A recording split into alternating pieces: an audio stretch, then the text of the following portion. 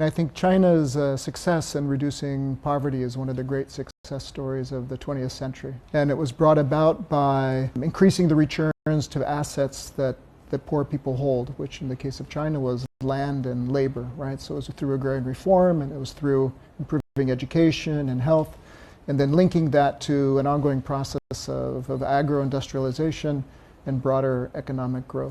And it was incredibly successful. China then faced the additional challenge of, well, how do you address, the remaining, let's say, 100 million people you weren't able to bring out by those more broad-based policies, and so you needed more targeted interventions, literally almost going one by one to target people and help them get out of poverty through very specific policies, and then it achieved eradicating poverty by 2020.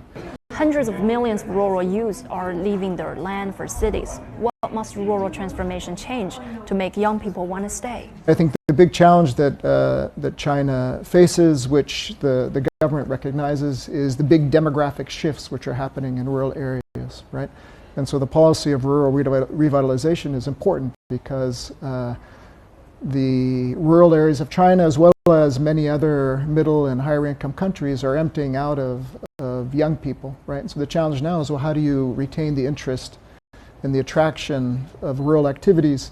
I think rural youth will stay if they can have a decent income, if they can have a decent life, if they can have a business, or if they can find a job, right? And so that's what people are looking for fundamentally.